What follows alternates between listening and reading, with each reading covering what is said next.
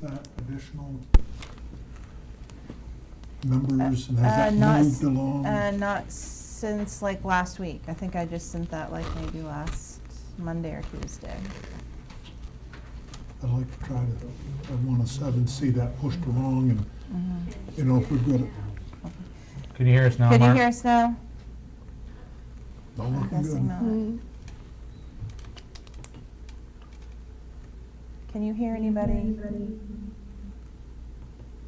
See, he hits me with an echo. No, now we can't hear Now we him. can't hear him. Can't hear you.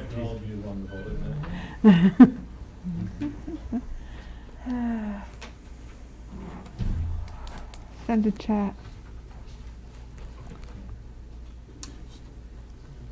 So no, I don't have anything new with that.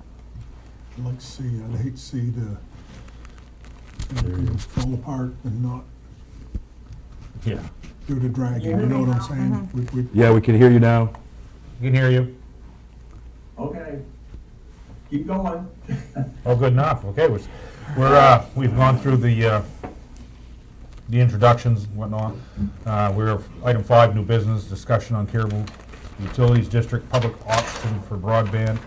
When we set the agenda up for the workshop, rather than leave it just open, that's why we have some agenda items here to kind of a guideline, and then after we go through these agenda items, we can open it up for maybe some broader discussion. So on item 5A, number 1, what is it that the CUD is trying to accomplish? And who's just gonna speak on it, Hugh? Sure. And anybody that's, I'll speak, we have some trustees here, we also have some planning board people, so feel free to join Yeah, us. thank you, Jody, and thank you to the council for kind of bringing us all together to discuss this. So when the agenda got sent out, I think it was last Monday for this, I just wanted to put together some information based on these agenda items that filled in some of the details. So the bullet items that address the question, what is the CUD trying to accomplish? A long-term solution to the problem of all citizens having access to high-speed internet in Caribou. Giving our citizens a choice of internet service providers where they all have to compete on a neutral platform. Keeping the majority of the telecom revenues and labor resources within local control. Establishing a powerful economic development tool for Caribou.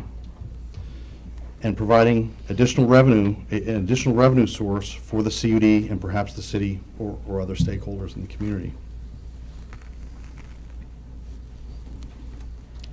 Anybody have any questions or?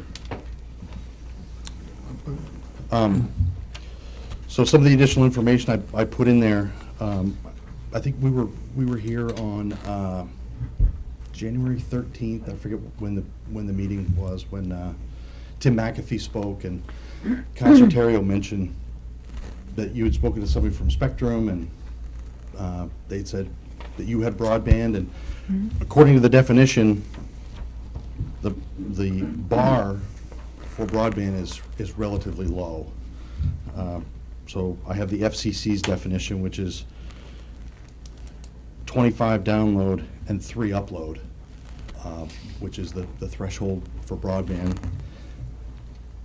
And it can be multiple types of infrastructure, including fiber optic, wireless, cable, DSL, and satellite. So it really has little to do with the actual infrastructure, more to do with that threshold of performance. So I wanted to reiterate what we're going to provide. We're going to provide a minimum of 100 up, 100 down for this network, with the ability for any customer that wants to connect to 1 gig up and down. And then it'll have the capacity to go 10 gigs in the future. And I've provided an article on the second page of this handout, and a link to the article that explains how we get to those speeds, and it's how the fiber is lit up on each end. And if a guy like Tim McAfee could have been here tonight, he's on vacation, he could explain the technical aspect of that. But by providing a network that has a single fiber optic cable between every customer and the central hub, the performance that's available provides us what they refer to as a future-proof network. And we can get into that when we get down to number 3. So, any other questions or?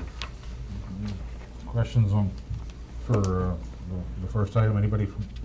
In regards to the numbers you put out about the federal guidelines on the, is that also define served and underserved Yeah, I think it's just. communities? Is that what they use as a definition of a served and underserved community is? No, I think that's a separate criteria. This is just what they consider broadband. Do you know what that criteria is? I don't, not off the top of my head. It's 100 Oh. down and 20 up. Okay. That's Thank- the newest standard for unserved.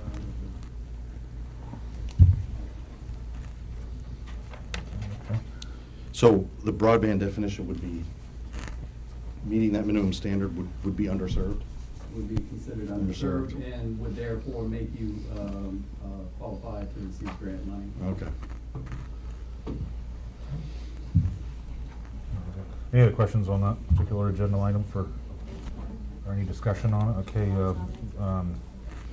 next agenda item, an update for the Caribou City Council on the status of the Caribou Utility District project. And I think that's gonna, recently you had a vote on your board. You can So we had a vote on our board earlier this, or late last month, to Hello, Mark. to move forward with our charter amendment. Last week, Tuesday, the Energy, Utilities, and Technology Committee, the Maine legislature, had a public hearing, which I testified on behalf of the district. And they may have one or more workshops before that moves to the full legislature for,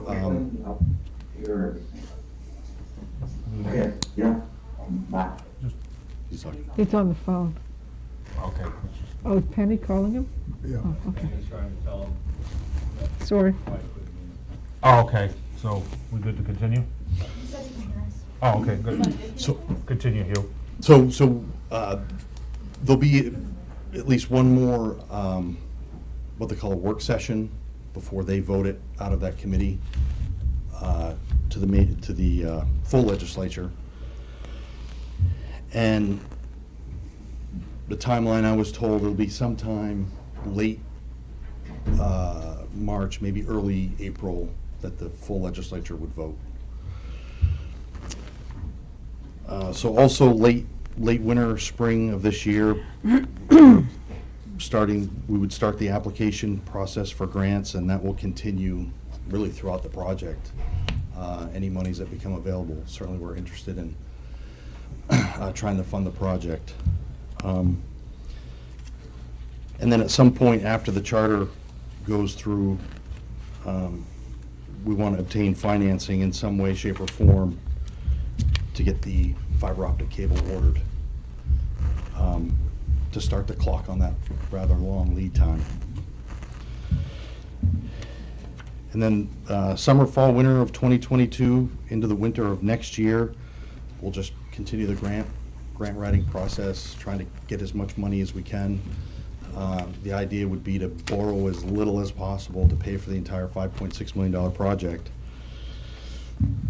And then, as of today, late winter, spring of 2023, depending on the number of grants obtained, final lead time, delivery on fiber, the construction environment, inflation, et cetera, CUD makes a determination of when to move forward with construction of the network.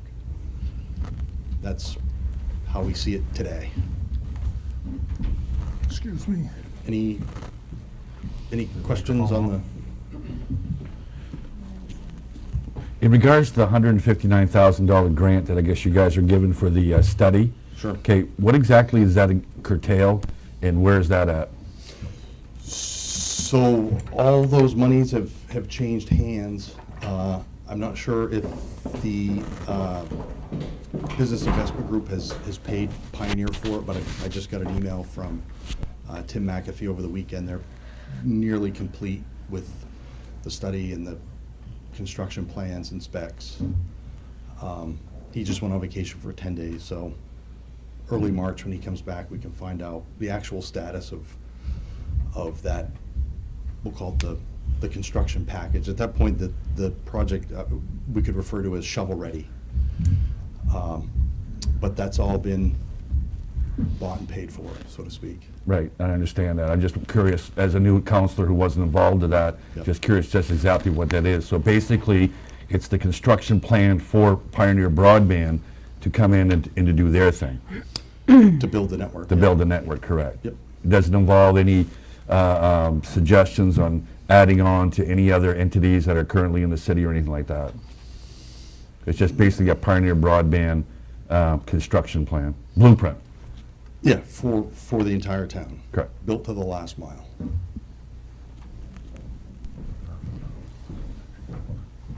Is that something Pioneer Broadband would normally do when they enter into a community? You know, would they ask for a study like that, or would they normally do that upon themselves? They would want some sort of agreement with a community that they would get paid to do it. Like They're- Presque Isle or whoever? I don't know what arrangement they have with Presque Isle. I know with the Down East Broadband Utility, we've followed the same model that they went by, which is those two communities got together along with, created what they call an interlocal agreement between the two towns, created a broadband utility, and then contracted with Pioneer to not only design it, but hired them to build it. And now they are an internet service provider on the back end, hooking up customers.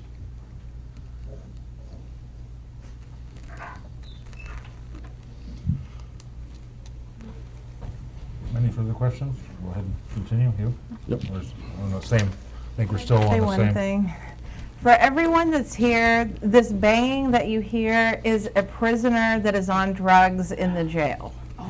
So we're used to it because we hear this all the time. Okay. Is that where, did you go downstairs? Yeah, so, yeah. I can hear it. My way of handling it is obviously very different from theirs, and so be it. So, yeah, that's what's going on with that. So when you hear this, it's not, the building is not falling, it's just they have a prisoner down there that's on drugs. I didn't even notice. Now I'm probably gonna notice. Remodeling Yeah. project. No, no. No, so that's, I just wanted to let everybody know, that's what the noise is, so. Oh, my. So can I throw in one thing Yeah. there? On the Connect Main website, and this was a spreadsheet they did revise in November of last year, but there's an entity there called Somerset County Community Driven Broadband Project. And it encompasses 15 community areas down there in Somerset County. And their project costs estimated just over $5 million, and they were awarded $1.8 million grant to help with it from Connect Main.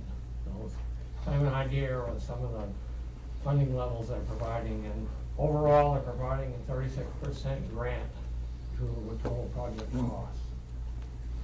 Actually, I just looked at that website the other day, and actually, Presque Isle, they're in the process of building out, not Birchall Street, but in Presque Isle, and they were awarded quite a bit of money in order to develop that link, which I'm assuming they're probably heading towards Easton. They head towards McCain's or someplace like that, so.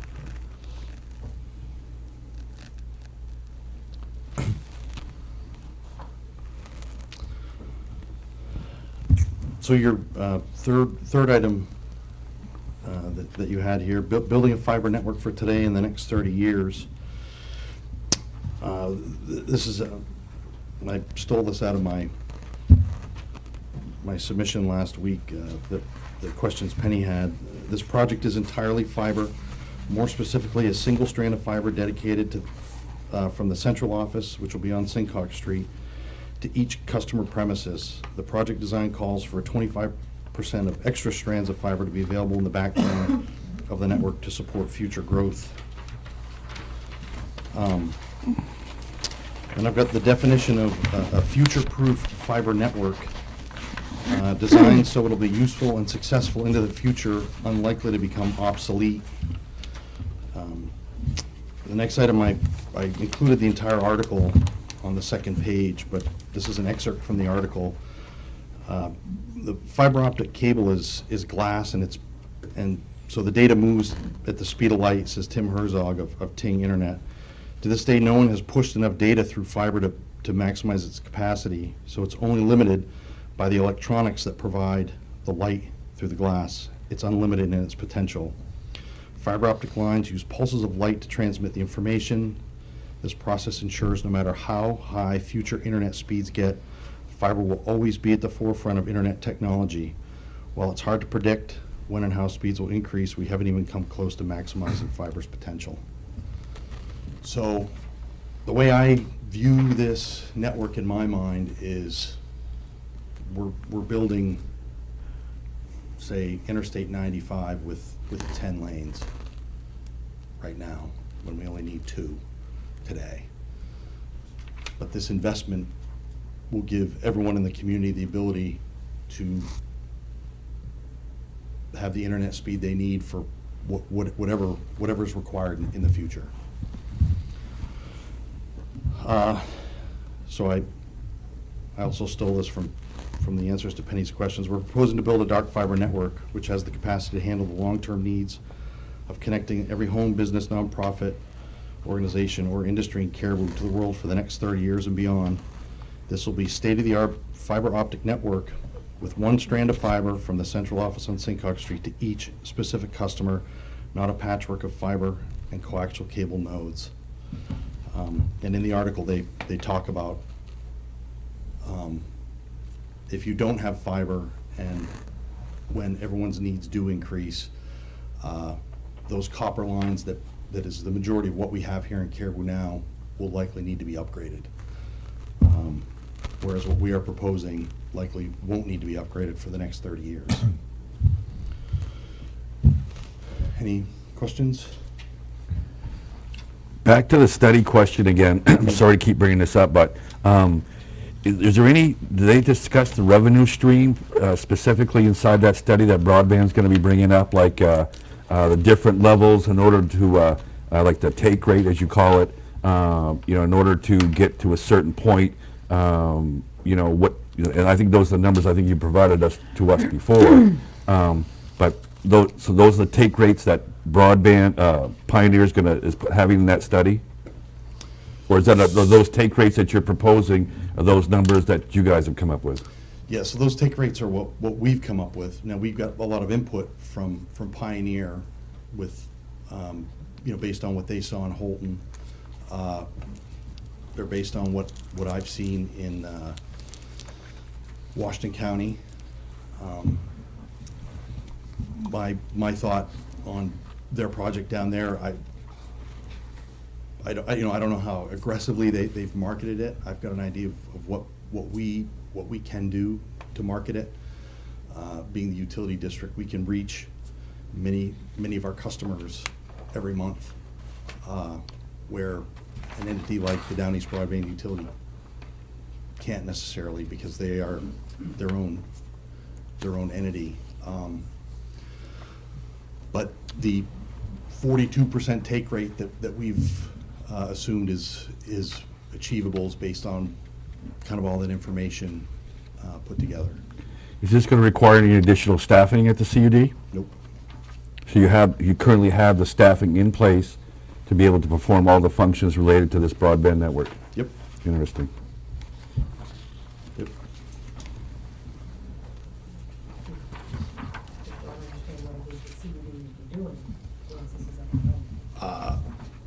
I'm not sure. I don't know. I'm You're curious. asking how many staff it would take to manage this. Correct. And I think you need to, based on a little diagram, talk about how that. I guess what I'm asking is, is that, if you're going to require any additional staffing, over and above what you have right now, that may require additional resources to take care of? That's what I'm asking. I mean, anytime you expand a business, you always usually need a couple extra hands. No, it'll basically just be my time and our office manager's time internally. And Bob Sauer, who's our IT consultant, which I believe he's the IT consultant for the city, he'll be the network manager. So he'll be the guy communicating with the internet service providers when they get the call to hook up a customer and they provide the fiber line between our infrastructure and their home. They'll let Bob know and he'll make the connection in the, what they call the co-location. That'll be on Sincock Street. And then he will send the CUD a list every month that says, this is the total number of customers connected for each internet service provider. So when you hook up to a house, okay, so we established the network, okay, the major highway, okay? So every time a house hooks up, is there going to be an installation fee for these customers to they run fiber from our network into their house? So I think Tim talked about that a little bit when he was here a couple of weeks ago, and that's an agreement between the internet service provider and the customer. So I mean, you could have some places in the rural areas that are going to run fiber for, so I think that's... I think there are situations where you have a customer where if their electrical is underground and they're a tenth of a mile off the road, they may have to put poles in, but that's an agreement with that particular internet service provider and that customer. And that internet service provider provides that fiber on their own, which probably end up getting billed to the customer. Correct. I've got a question. Two, actually. And you might have mentioned this earlier, but you keep talking about this dark fiber. Who owns that? So right now, the dark fiber that we have in Caribou is owned by this company called First Light, and that's what they call the 3-ring binder. So there's, it comes up Route 1, Holton, Prescott, Caribou, then over to Limestone, then up Route 1A through the St. John Valley, then back down Route 11. So where it comes right down Main Street, Pioneer would tap into that off of our location on Sincock Street, and now that's our connection to the world. And then they build the network in Caribou out of that location on Sincock Street. So do you, as CUD, when it all, will you be having to pay to tap into that? I mean, it must belong to someone, and they probably get a little bit cranky, if you punched in. Again, this is a question that Tim could probably answer in detail, but the charge that the bill they send to customers every month, they have the cost of the traffic that they require to hook those customers up built into that. Okay, so it's in there. I foresee, us tapping in, and then all of a sudden all of your cost figures here jump because these dark fiber people are saying, hey, wait a minute, this is our line, and adding more, but it's already in the figure. Second, you had mentioned that you would push this out from CUD existing customers. Most everyone who isn't connected aren't your customers. We all have our own well and septic. So, I mean, those of us on the fringe of town. So are you fairly confident that you have enough, there are enough households out there that are just waiting to connect? Or, I mean, some people might like not to be connected, you know what I'm saying? So I'm just wondering how you can kind of factor that in.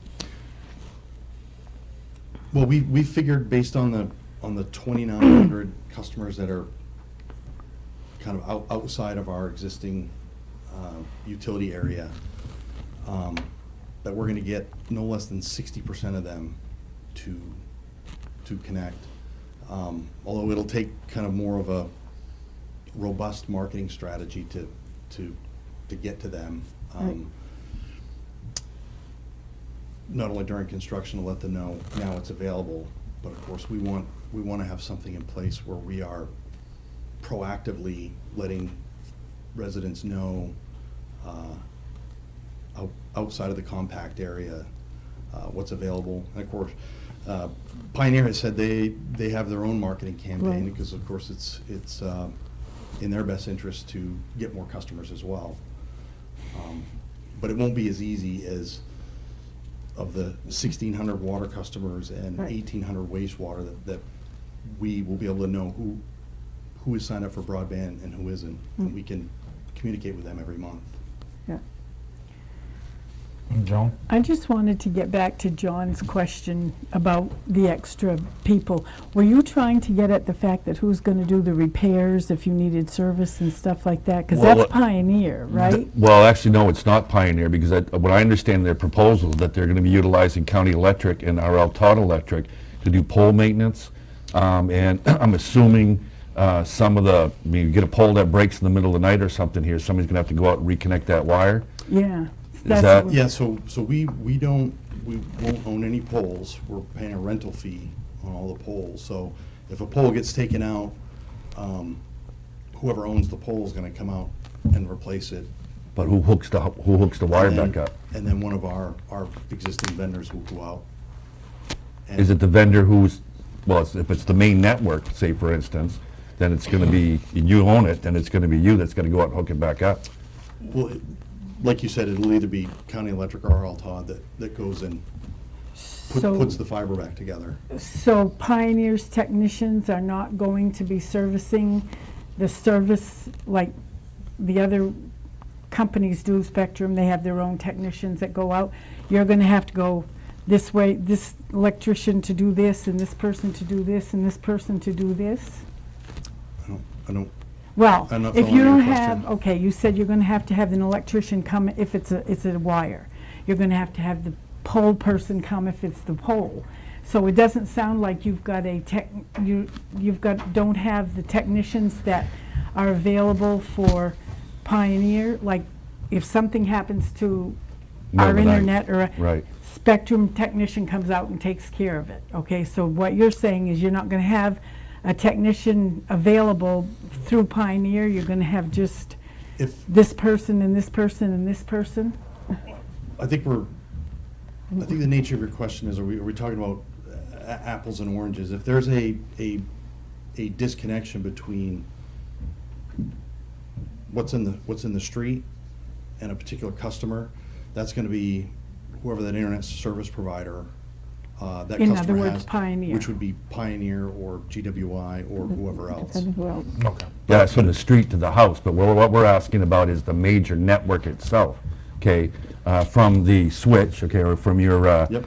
headquarters, okay, we'll call it, throughout the whole connecting loop around town. If there's anything that goes wrong with that, who's responsible, who's going to be taking care of that? Well, that would be, the CUD's responsible for it, and we would hire RL Todd or County Electric to go fix it. Okay. there- And they would be kind of on call 24/7 as needed? Exactly.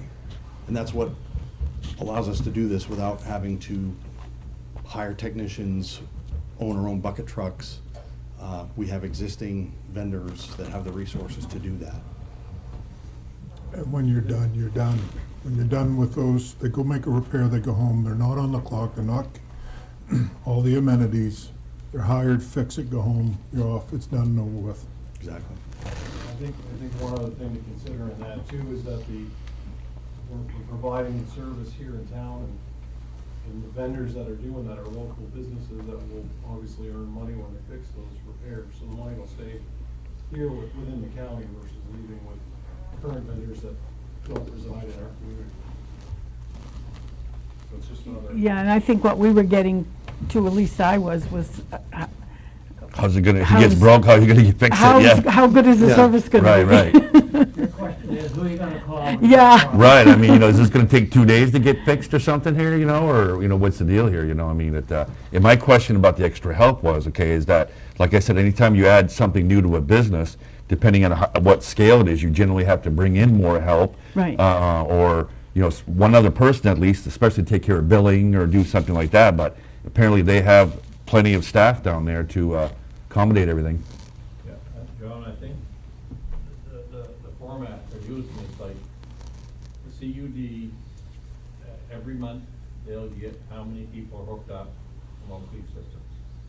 So they'll say 2,000. His staff will go write a bill for 2,000 to the provider. Right, Provider will turn around and pay them. right. That's it. So- Well, chasing bills, late bills, and, Well, no, Yeah, no, okay. you're not doing. Oh, no, right, okay, yeah, No, yeah, I got no, it. Yeah, you're right. Dealing with Yep. Pioneer or Yep. DWI Okay. only. Yep, So they do the chasing. yep, So if you have five vendors, say Right. Spectrum and GWI, Consolidated, and Pioneer, you got 5 customers at the CUD level. right. That's it. No, and I understand it, don't take it the wrong way, I'm just asking questions, just to be informative, and, Just trying to clarify, the Yeah. good questions, just Yeah. trying to clarify it so everybody understands why it really isn't a hard lift for the CUD to take this on. That's really good clarification on that. Courtney? I have a question. So we're talking about different service providers that would be hooking onto this. How many service providers do you know of right now that are willing to hook on somebody else's fiber if they didn't put it out there and create the network? So obviously, Pioneer is willing to. GWI acts in a similar capacity in the coastal part of Maine. I have GWI at my house, in my business. And we use GWI at the district now. They're our provider. And if you go onto their website, they are selling kind of a similar concept down on the central coast of Maine. You know, hire us, we'll design you a network. These different levels of ownership and operation, like Dan had pointed out at the planning board meeting last week. So GWI is very familiar with this concept. We haven't had a formal conversation with them yet about if we built it, would they come onto it?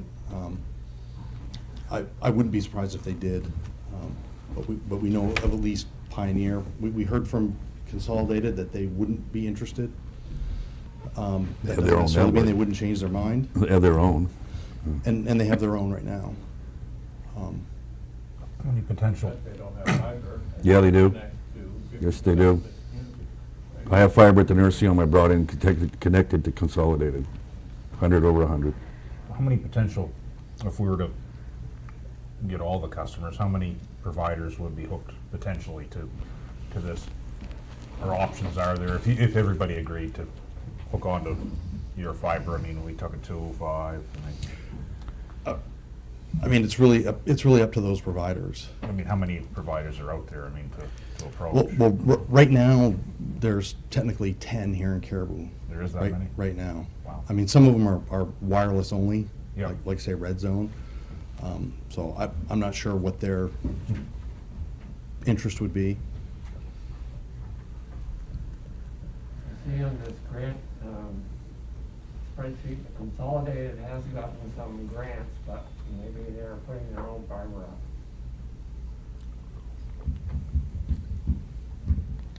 There's half a dozen providers there. Axiom Technologies, Premium Choice Broadband, GWI. Telco. Pioneer. You should have a telco on there too, I believe. Telco, Yeah. Oh, okay. Those names I haven't heard. The idea really is that we're not stuck with one provider owning their own wire, not allowing any other providers on their wire, which is, listen, if you John, you got a car wash, and I'm not gonna rent the bay and sell car washes, right? It's your car wash. So that's understandable. And so they look at that as their wire, their space. This is providing equal access to any provider that wants to participate, which creates competitive scenarios. And it also, even for Spectrum, I would think, and use Spectrum because they're the large scale one that we have here now, all of a sudden they have new potential customer base in the outer reach that they didn't have to invest to get to. All they gotta do is connect wire to house. I can't believe a business model that wouldn't wanna do that. If you think about cell phones, when they first came out, they all had their own towers, and now they all share towers. And now look at the amount of cell phones you have available that don't even own a tower at all. Two systems, A and B. And so, I think this is probably a similar model where if you have the ability to offer the road, use it. if we put in fiber to on all the roads, and let's say someone like Spectrum comes in who, is it possible to connect something that's not fiber from the fiber network over to someone's house, and the owner wouldn't know the difference type of thing? You know what I'm saying? Does it have to be fiber? I don't think so. Just to help you, I don't think so, because you have a device, of course, there's all these devices where take it from one to the other. It's just the established the connection. Depending on what they ran for cable or whatever, you might not get a full gig, let's say for instance, but you could probably get 100 over 100, through, I mean, Spectrum's doing it now. If you see their ads, that all this junk mail that comes in the mailbox every week here, I mean, but I think you can make that connection if they wanted to. Well, we want it to be fiber. Yeah. But doesn't Spectrum now, don't they have fiber to a certain point and then they go out with cable? Probably. I think that's, In the community now, in some places? and I don't know if it comes out of this hub up the street here. Yeah. So they've got a certain amount of coverage, as I understand it. The current model right now with Spectrum, I know I just got a thing the other day, I pay extra to get 100 over 10, right, is what we got. 20. And they, for an extra $20 a month, they'll kick it up to 400. Right. For 20. And what we're talking here, and the rate that I pay is much higher than what Pioneer would be offering at the rate of 100 over 100. And I don't have an option that I'm aware of, that a gig over a gig. I don't think that's Yeah, an option for I anyone. don't know. It's the biggest thing, of course, when we talk speeds, being you're up and you're down, a lot of businesses just require download, even like people in your house. What you require is download. Your upload is if you're transferring information to the cloud, if you have a business that's storing information in the cloud, that sort of thing. So that's why it's very important to have the upload speed that's really significant.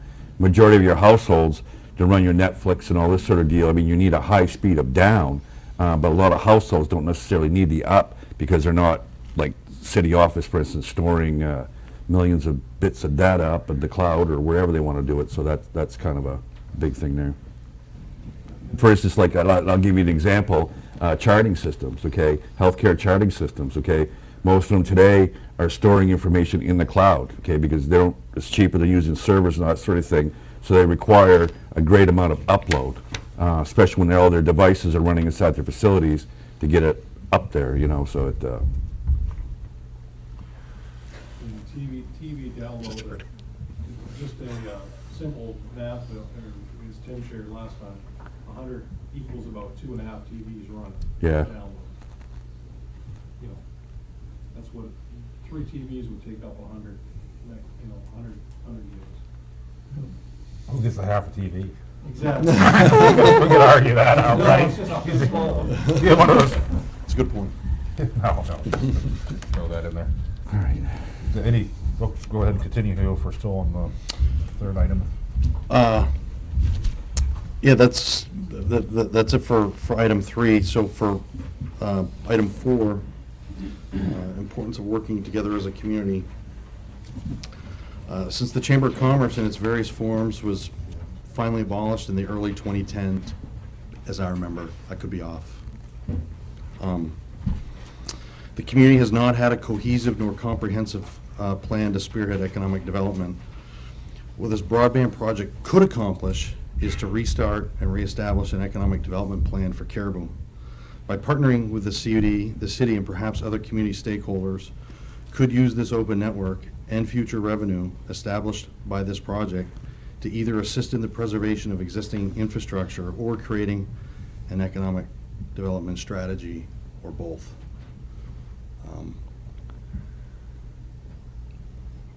And the private telecom companies will not offer this partnership, revenue sharing, or an economic development strategy to the city or any other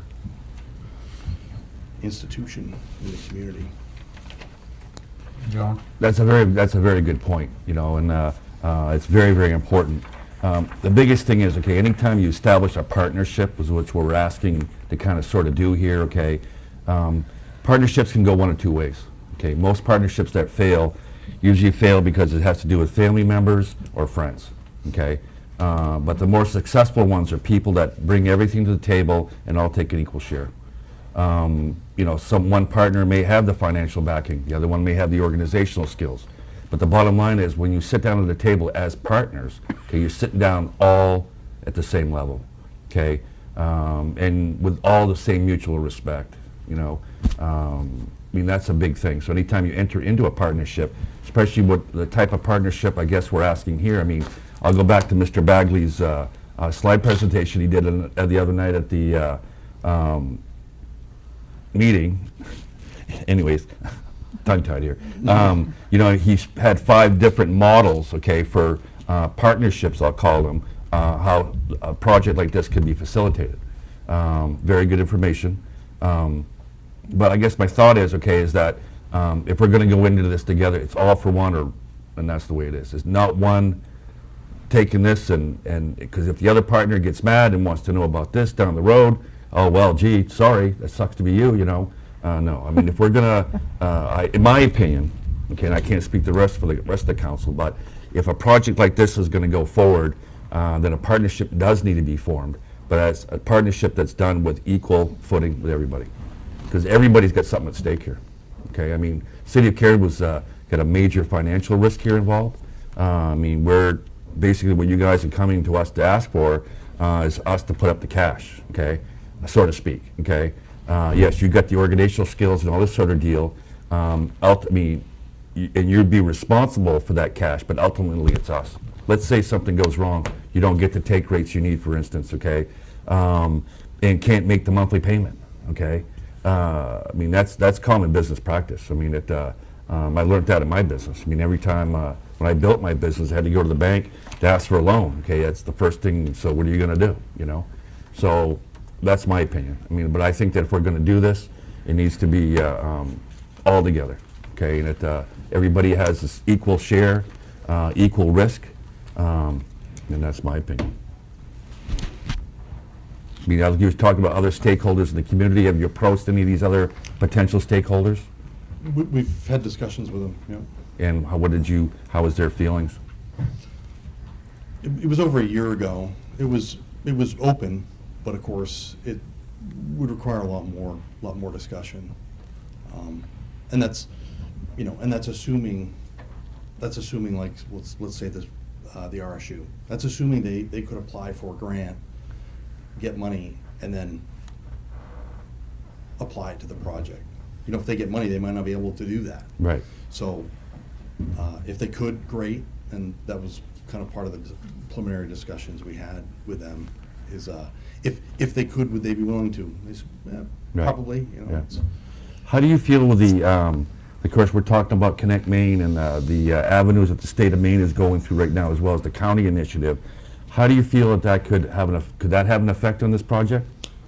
We're hoping it does. Right, yeah. The more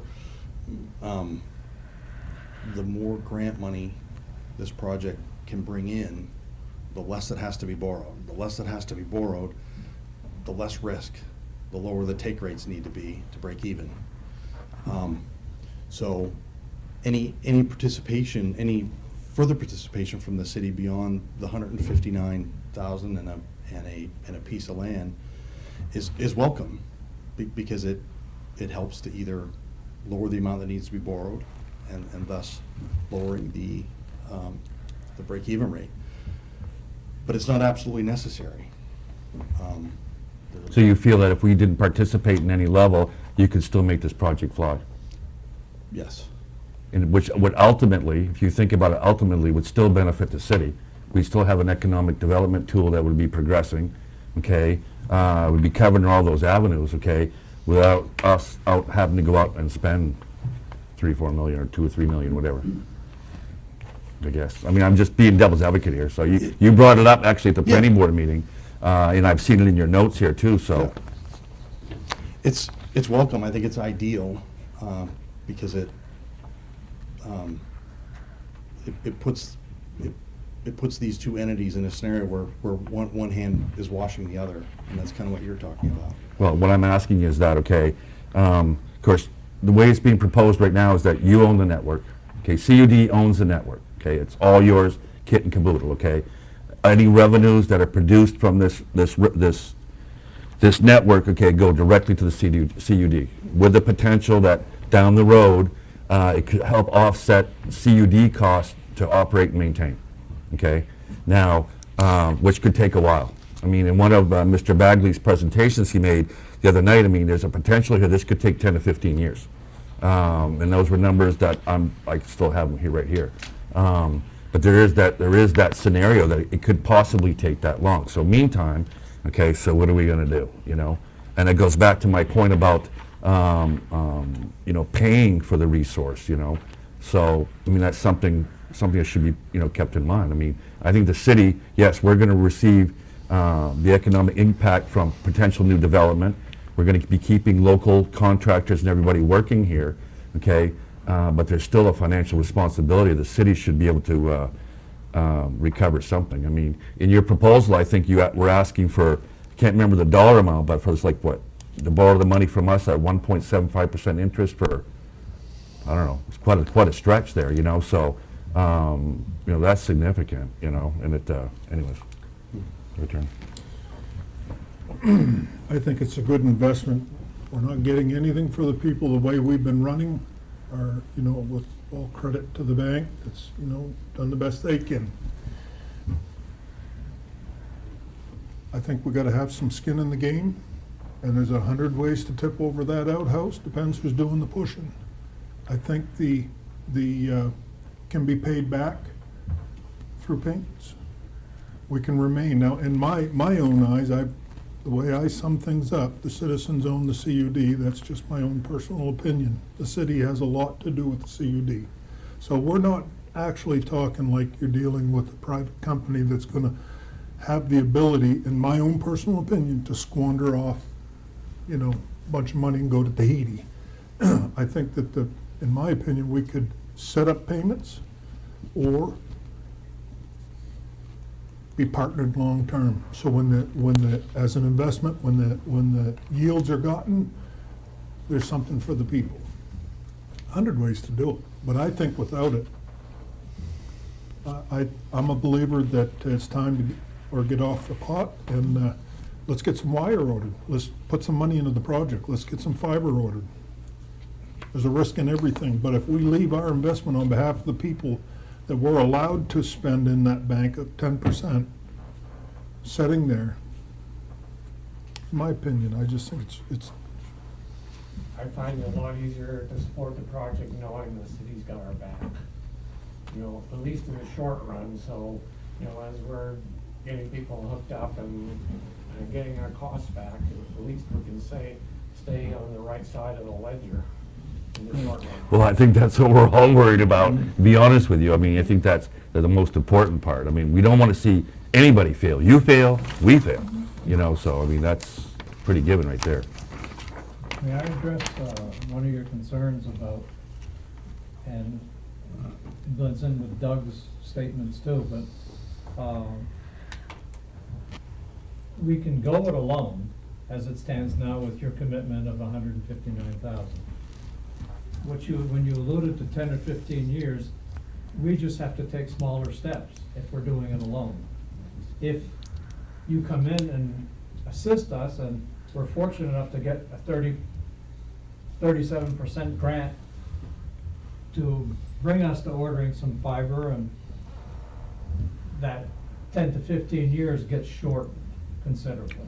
I agree. It's all relative. No, I agree. I mean, I'm just going by the numbers that were presented at the planning board. That was okay? one scenario. Well, there was 5 scenarios that were presented there. Oh, I'm talking the dollar amount. Yeah, okay. And it, but, I mean, I'm just utilizing that. I mean, because like, I've always believed in business, okay, you always take the worst case scenario.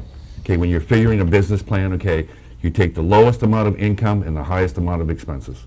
Okay, so that way you have a true business plan, so that way there, if things are better, so be it. But if that's your rock bottom minimum, that, okay, I can't go below this, or else I don't have a substantial business, so. So just at let's say a worst case scenario, it's a 15-year payback. And we got a system that's designed for 30 years. There's 15 years effectively of profitability, right? Potential profitability if you have some people are going to utilize it. I think we all acknowledge that. And going forward, I would guess that there's more people using broadband 10 years from now, even 5 years from now, that are using it today. And it opens the opportunity to develop our outer banks of our community, meaning the outer roads, the outer streets that don't have these services that people are looking for when they're moving to the community. We also know that our neighboring towns are already involved in a project, you know, so that obviously will make that a feature or a benefit of their town that we currently don't have or have the ability to offer with our current spectrum offer. So if we're looking at, you know, at the end of the day, Caribou has sort of become a bedroom community to Presque Isle, where people want to live, and that's okay, that's good. Our tax revenue comes from more houses and more properties being developed. If we don't make an investment to make those properties better, what's gonna bring the people here versus some of the other towns that are gonna have those offerings? That's where we're at. It's really, is it time to invest in our community to bring us to the, you know, 21st century of broadband and look forward the next 30 years? So in the worst case of 15 years, the question is, what's the worst outcome? If it did take 15 years and over that time there was interest earned at a higher rate than what you would make in, say, investing it in a CD or at the bank in a savings, what's the harm to the city in that situation? And that's just a question. You know, I don't know the answer. I'm asking. Well, depends, of course, what the terms are and whatever more money you're gonna borrow from us, okay, whatever that term is, okay? And again, I mean, as the banker, I guess I'll call it, okay, it's up to me to make sure that you can pay that money, okay? And if you're saying that you can pay it back in 5 years, so be it, okay? But if you get in trouble, and it's gonna take 10 or 15 years, okay, then what's gonna happen, you know? I mean, I'm taking it from that objective. I'm taking it from that objective. I mean, you know, sitting here, okay, I mean, I have to think of that, okay, as a city councilor, okay? I mean, I believe in things, you know, in dreams, you know, and I mean, and I believe in a lot of this stuff, but as a person elected, okay, by the citizens of Caribou, it's up to me to ask these questions and to ensure that their, you know, rights or whatever, their rights are taken care of. I mean, yes, I want to take care of their needs, okay, but I don't want to see us get into a financial bind, you know. I mean, there's a lot of things that are going on, you know, around us. I mean, right now, this big move about solar energy. I mean, communities having solar fields and this sort of deal, big deal. Town of Limestone, or city, whatever they are, looking into this right now, which I believe that's an avenue that we need to really be looking into strongly, because that window is getting closed up pretty quick. And that could have a traumatic... The Caribou window's closed a long time ago. Well... There's no more solar fields going in. Capacity's not there at substations. Okay, well, thank you for informing me about that. That's not what I understand, but that's what I understand, so. Actually, I have a meeting next week with somebody, but anyways. But anyway, so those just my concerns. Don't take it the wrong way or whatever, but just some of my issues, so. So I go back to, if we look at it in a 15-year, and that's the worst case scenario that we can see with a very small take rate, and we make those numbers work. Right. For both the community and the CUB. And I'm Right. just throwing this out there, if we planned it that way, plan it for the worst, it doesn't make sense. And I think it still would, I believe it would still make sense even on that term of picture, but let's obviously shoot for a 5-year payback if it's possible. Well, but you know that, you as a businessman know that as well as I do. Okay, whenever you go, you know, that's all I'm saying. And I appreciate the council as a taxpayer asking these questions, I really do. But I'm really being serious, and let's look at it from the worst case scenario. Worst possible case scenario, if it's 15 years, does it make sense? And if it does this community want to invest in itself? That's the question that's on the table, right? And I think it's a practical question. And again, I'm going back to the numbers that were presented to us. You know, it was one of the worst case scenario deals, and I think it just should be brought up. I don't like secrets. You know, you take into that one aspect though, is every time a new house moves into Caribou, it's built. That's one more potential person. Correct. That's more tax revenue for the city. It's more people for the school system, so the school can get more money. It just multiplies. But if Caribou does not proceed with this and stays status quo, you're gonna find people moving to Presque Isle, east and Fort Fairfield, and Caribou's gonna be stuck here in a rut. And we'll never Well, progress. it comes down, go ahead, I didn't raise my hand, go ahead. Courtney? Just looking at the take rates that you have here, it's almost like, looks like a tiered approach to me. 20% of compact customers, 60% of rural, and so forth. Where did you get those projections from? How did you come up with those percentages? Just trying to be very conservative. So, like say the compact number of 20, so that's 1 in 5 existing customers out of, I forget what the number is, 2,250. Yep. That, well, you gotta figure most of them are, say like myself, we're happy with the service we have. We don't necessarily need it, as John mentioned, what we use our internet for today, they provide enough download speed. We would only switch if a project like this came along that said, well, we can give you higher speed at a lower cost, but you gotta market to them, you gotta get them. So I'm not making the assumption, yeah, we'll go get all. I'm trying to be very conservative. And then when you switch over to the rural area, it's very difficult to ascertain how many of those are. I think Dave wrote it pretty well in his testimony. It's hard to tell what level of served all of those 2,900. I came up with a conservative number of 700 are unserved. So of the 2,900, 24% are unserved, and I think that's what Dave alluded to in his testimony. I just, where he lives, consider yourself unserved. Yeah, they would consider me underserved. At 3 down and 0.5 up, I would say I'm underserved. So it's We got at Usenet? 60% total. Dial up, yeah. Again, that works. just trying to be very conservative. I guess what I'm asking though is, did those percentages come from just kind of, we're gonna ballpark this and kind of guess at what it might be, or was Based there? on, Pioneer has reached, by their numbers, 60% throughout Holton, but of course, they started a long time ago. And of course, their customers in town, which were probably other telecoms customers, they had to take time to convert them, but they're at 60% now.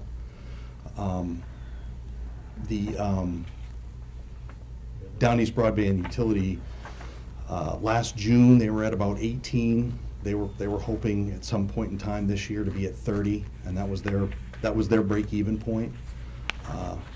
But I think they borrowed all the money. They just took out a construction loan, and at some point they'll refinance it. Now, in time, they may get grants, but they started this process. They started building it in 2018. So they started building it at a time when there wasn't necessarily this flood of money available. But to answer your question, it's based on as much information as we had at the time to put something together that we think is conservative. And that kind of goes along with what John is saying. That, I mean, do I think we get more than 1 in 5 customers in town? Probably, but we can't depend on it. No, you can't, yeah. We can't depend on it. But we can reach most of them every Right. month. So, the more we get there, the less we necessarily have to get out in the country, which are going to be. Explain how you reach everybody each month. I'm not sure everybody. We're not gonna have more junk mail in our mailbox, are we? No, it'll actually be in the envelope in your bill. Yeah, well, that's what I figured. That's what I figured, yeah, I mean, yeah, but. Yeah, no, they'll No fancy little flyers, no little cards, or? Well, no, I mean, that's kind of what I envision. There'll be a card in your monthly bill. Yeah. There'll be the actual bill, and then there'll be a nice little card that says, hey, you haven't signed up yet, call Pioneer or call GWI or whatever. Well, I think that there's another thing that we're not touching on, and I'm going to do it. There's not one of us in this room that does not believe that every person should have broadband as soon as possible. But this, I think, there are other ways that will be less risky and less expensive. And that's what we need to look at before I know that you want to do this. I know that you've got the passion to do it and stuff, but this is a risky deal for the city, for the taxpayers, and I think that we need to really look at other options, and we have them. And until we know that option 2 or option 3 is not going to work and is going to be more expensive, then I think we need to go down those avenues, because there are other options out there that will bring it as quickly, if not quicker, for less money. Quicklier. Quicklier. Not quicklier. Yeah, what are they? What are those options? Well, we had a presentation first off from Consolidated. Okay, it might not be the revenue stream that we're looking at to return back to Caribou, but the ultimate goal here is to get broadband reached to all avenues of the city, okay, at a fair cost, okay, in a reasonable amount of time, okay. It's going to be fiber, the whole system? We don't know that yet. We haven't ventured down that road. Consolidated already has a fiber network in our community. Okay, they have a dark fiber network that runs around. Don't ask me. I know where it is, but whatever, okay. Spectrum, well, I don't know about that, okay. But we haven't really, we've had minor presentations, okay, that have been made to us, like the presentation from Pioneer. But we haven't actually sat down, I guess, and negotiated or dwelled into it. What do you call it? Dive into it too much more? I mean, you know, so. I think just 1 second here, I think your discussion is, this evening is just directly with Big and CUD, and I'll continue to Lou, and then back down. And I'll make it, I'm not a money person, I'll tell you that right up front. I don't like spending other people's money, though. Okay, so I've got on one of these are things that Penny had sent out to us from you. They're all CUD stuff. So it says the city, you'd like the city to donate the 159 no, that was for, I'm sorry, that was for doing the project. But you want 1.5 million for fiber. And then you go on to say, and we may need other funds as requested, up to 500,000. I always get this lump in my throat when, you know, you've asked for this amount of money, and then, but there may be more asked down the road. So if we commit to the money for the fiber, but in your, you know, next year you say, oh, we need an additional $500,000, and it's not in our budget, what do we do? You know, do we keep taking from the same pot until there's nothing left? And then my question, as I was looking through all this stuff, and I've been doing this the last 3 days, when you get your customers, your profit is $25 per customer per month, correct?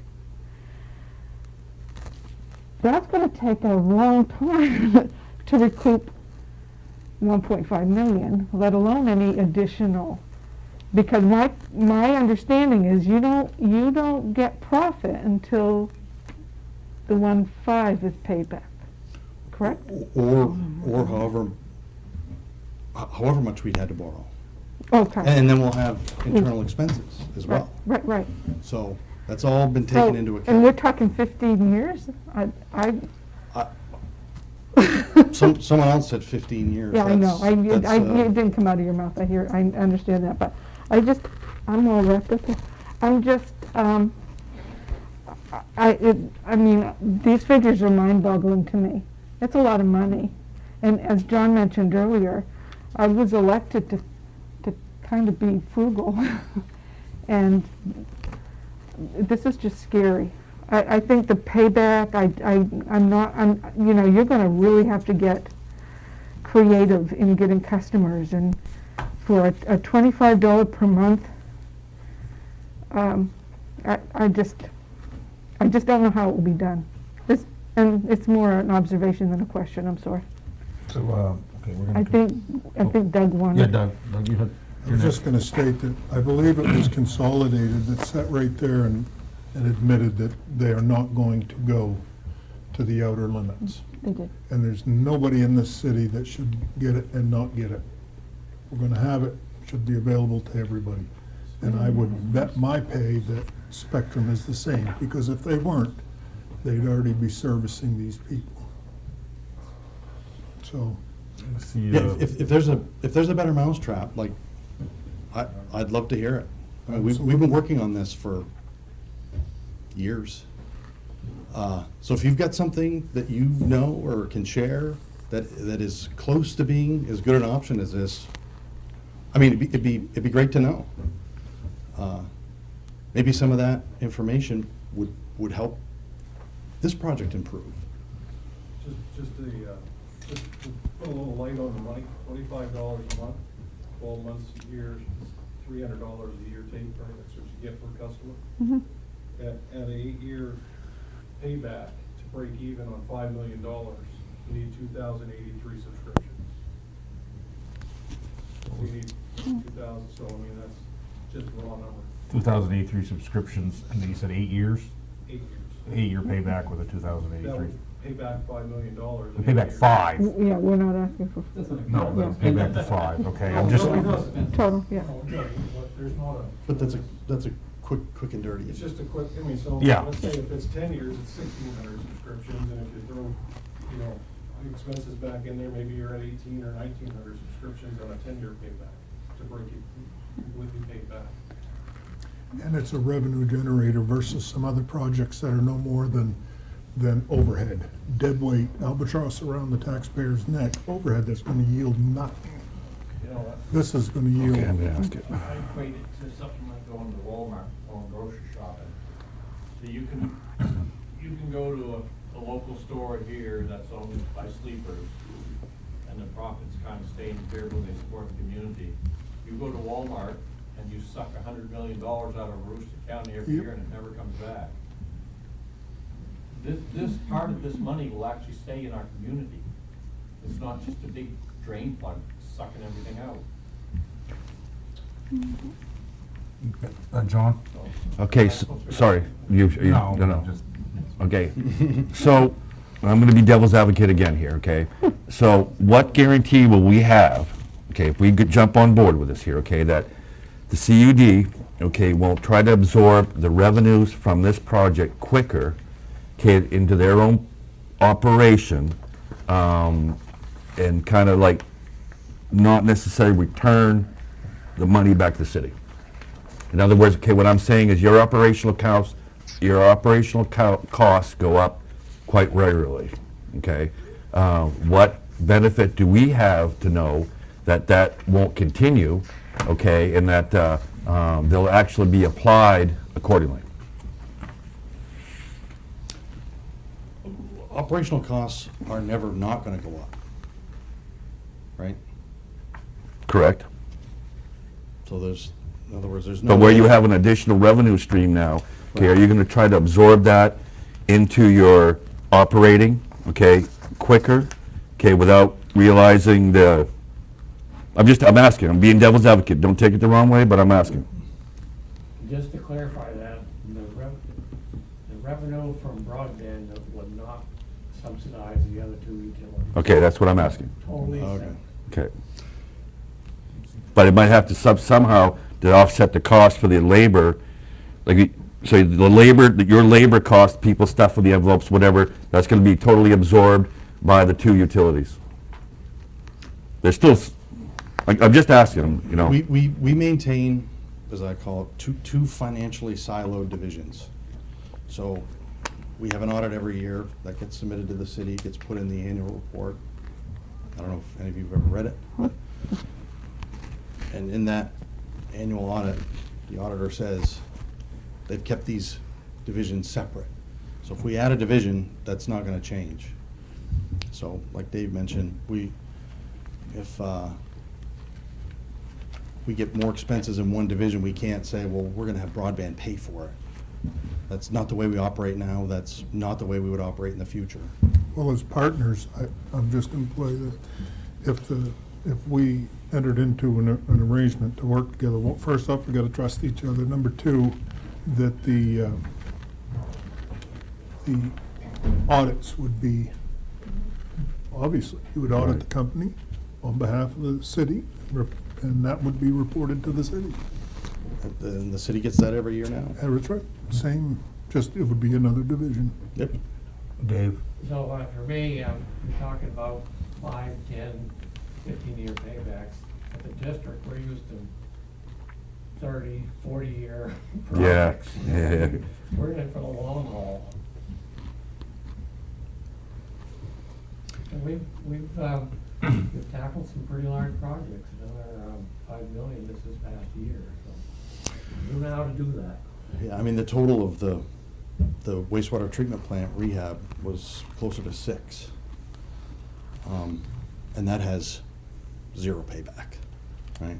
You have to raise rates to pay for the debt service payment. And that's the way those, again, financially siloed divisions work. This one potentially is going to work very differently, where it will run in the black every year and not break even every year. That's the idea. It's pretty well wrapped, yeah. moving on to- Can I say a little something regarding both of those councilors' concerns about the risk? I'm gonna step out on a limb here and say that the business investment group is gonna go for it, with or without you. We feel it's that important for this community. It's just gonna take us a heck of a lot longer. All we're asking is that you have our backs somehow, somewhere, and we'd love to have you contribute, because I think it just gets us there much faster. Am I correct in saying that? Yeah, I mean, if the legislature doesn't approve the charter change, that doesn't mean the project's dead. It means we figure out another way. And what we tried to communicate in the cover letter to Penny's questions was partnership improves the ability for this project to be successful, but it's not absolutely necessary. See, I'm surprised in your charter application that there was not asked by the city. Okay, and I think I asked this at the public hearing that you guys had. You know, I think it would have been a good way to start a partnership if, let's say, the city would have included a letter with your charter application, admonishing it. I don't know if that's the key word, but we were basically told that you don't need us for that to get that charter thing done. So I'm just referring to that because I found it kind of strange that we weren't asked. Hey, geez, we need some help here. Can you give us a letter? The last session of the council was asked. For a letter to endorse the charter? No, it was asked for a contribution to the project and a piece of land. Correct, but I'm saying as far as the charter application goes, I think it would have looked good, I guess, to the legislators or people or whatever, just showing that this bond this structure that we're trying to make here, it just kind of solidifies it, I guess, you know what I'm saying? I mean, it's just a personal observation, so. Sure. That's a great point. So, before we wrap up here, I guess that pretty well covers, unless somebody else has got, I think we've covered this pretty well. We thank a lot of representation here. CUD, Business Investment Group, thank you, Dan, for attending on behalf of the planning board and your presentation last. Oh, Mark. I raise your hand there, but we'll leave you. Hello, can you hear me? Yes. Yep. I wanna, this subject has 2 parts for me. I'd first like to thank the CUD for their presentation and their effort in working on this project. I've had the privilege of knowing you for the last 4 or 5 years, so there was a lot of napkin drawing on this very project as to how it would work and the possibilities of it. Broadband's almost become a utility, just like electricity, just like education. I mean, you can almost look at tri-community landfill or a roof waste management. I mean, it's something that is in the greater good for everyone. And look no further than if you were to own a resident and you were in the far reaches of Caribou at the end of a dirt road, we're going to send a school bus out because everybody deserves an equal education in this world. So I look at the CUD and this broadband thing that I'm gonna call a utility, a perfect match. And I wanna go back and I have the confidence in encouraging CUD to go forward with this project, with or without the city's help. I'm talking just encouraging that group to go out and tackle it because of the conservative way I've seen things run. And you can go back to, like when Al Hitchcock ran the CUD and his many boards that he had, and the way we brought the quality of the river, and you look at the quality of the water, and it's a fair price. Everyone's paying a fair price. I think it's a great mix, a great connection. So I want to thank them very much, and I want to encourage them, and I want to encourage Big to continue looking at this. The part about the city investing in this, I'm going to lean on the side of favoring it.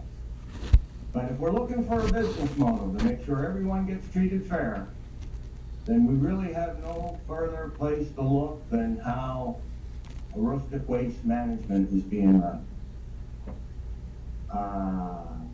Don't really have to look too much further than how Carey's being run. It's not being run by us, it's being run by a group of people that have the community in mind. I find the CUD's goals are noble, that's why I want to invest in it. I want to invest in it because the number of people that are being served, everyone, the quality of the product that they're going to present, and the type of service that they're going to present, and I think we can do well. But most important, we now own a franchise. We can be involved in a franchise. This thing that we have now with Spectre, everyone says, well, we're going to go negotiate a franchise with Spectre. No, it's all dictated by the bureaucrats, and it's all done on paper, and yeah, you can charge more, but they have the right to then turn around and pass that on to the taxpayers. So it's not what we call a true franchise. This is, and I'd like to be on the ground floor. I think the city would be wise. That's not the question for tonight, but I heard a few comments about it going around the table.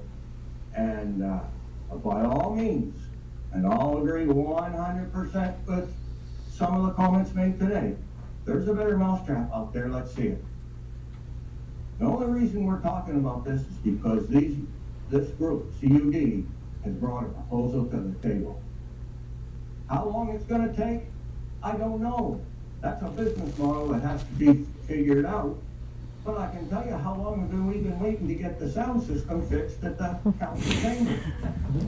So, you know, show me the better mousetrap and I'm there. Let's not discourage them, I encourage them, keep going, keep fighting. The city will have to work through whether or not it's worth the investment or not. Thank you. Thank you. Thank you. So, thank everybody else for being here, and then the CD, like I said, and the Business Investment Group Planning Board. Our next regular meeting is going to be February 28th, and this afternoon, when Deputy Mayor Bowman and I were going over the agenda with Penny, broadband discussion is on the next agenda item. So this worked out well, have this presentation, and we'll have it. As of now, it's just going to say, it says broadband discussion on the agenda. So that's a heads up there for everybody that's listening, and welcome everyone to come to that meeting and speak. And that's all I have. Reports and discussion. Yes, go ahead. Just one quick last comment. I would ask, obviously there's been commented, there's other groups or other companies or different entities looking at providing service as an option B and C. As you guys, as you're talking to them, on behalf of the taxpayers, I'd ask that you try to get them to commit in writing that they'll meet every mile of our town. Let's give everybody the same, every taxpayer in terms of the same opportunity. I think that's the goal, Troy. That's the goal. Absolutely. That's the absolute goal. Yep. It's the same quality. But the Yeah. fact of the matter is that they've come in with those promises in the past of widening service, and they haven't proven to do that. History tells us that they go where the money goes, which is an obvious business model. And the approach that we're taking here with CUD and big project is that we're saying we want to invest in every mile of our community. And that's, I think, the biggest difference that is laid on the table in front of you guys to manage. So I ask as a taxpayer of Caribou, please make sure if you make those decisions that you're looking at it from that standpoint. Get that on our notes, can we reach out to those? Yeah, I already. She's already got that to reach out to those, these other That'll be, potential providers. that should be a potential workshop, I would think. It could be, yes. Yep, that could be, we can. You could, council still provide a testimony to the committee? I think so. I mean, Yeah, that was you said you didn't need it, and I just brought that up only because I believe, like I said, my conversation earlier about creating a partnership and how partners bring things together. It was an oversight. Well, that's, no problem. If you want one, we'll help to discuss it. I'm just speaking for myself. Okay, again, I'm not speaking for the whole city council. For the letter of support, so that we can submit it to legislature? I could have to ask our other councilors. Something we'd have to discuss? We just a consensus on that? Yeah? Because it's a workshop, so we can't really vote. Yeah, we can't, whatever we do here now doesn't count, so. Well, no, we could get a consensus. Well, I don't know. This is all new to me. We can vote one way now, I could, you guys want to. I don't know. Well, no, I would, consensus I would. I mean, yeah, We it's can- nothing ventured, nothing gained, you know? We wanna vote, if we want to vote, a formal vote on it, we could do that at Monday. Monday. Yeah, do it Monday, Let's yeah. do it Monday in the Yeah. broadband discussion, then it'll be actually, Yeah. because we really can't vote here in this workshop. So that was kind of, I like this, and then we can, everybody can step back and then we can discuss this again on Monday. But if you put under the letter, under the broadband discussion, then he will place an agenda item for a letter of support. In the meantime, For- if you have ideas, feel free to send them. Yep. You want to draft something? Yeah? Yeah, Would you be willing to draft Yeah. something to Oh, send to Penny, absolutely. to get it out before the agenda goes out on? Or do you Tomorrow. need it? I'm not that's gonna say a time there, but I usually put it together for everything. Yeah. I can send so you it can out. get something for us. It's to nothing, packet. nothing really extravagant, I mean, just, And I think we got the consensus here, but we can actually vote on it. Yep. And it'll be in the record. I'll get you something by, hopefully tomorrow. If not, by, say, noon on Thursday. Tuesday, I mean, noon Thursday. tomorrow's only Wednesday. And that'll be under that, so, okay, so we've got It's that. We have 2 more days. It's gonna be a messy So I'm one. glad this is our broadband discussions on the agenda, so we Yeah. already have something else, a subsection under there to start with on Monday. So, okay, motion to adjourn. Motion to motion. adjourn. Second? No, we don't need a motion to adjourn. No, we're Right. not in We're that, we're just Thank you, everybody. having a meeting. Thank Well, I you. just, Thank I just you. closed the workshop at Thank you. 7:30 PM, how's that work? Hey, thanks for your time. No problem. And welcome, welcome everybody to come back on. Sorry, I haven't made it to Shut your microphones off, please.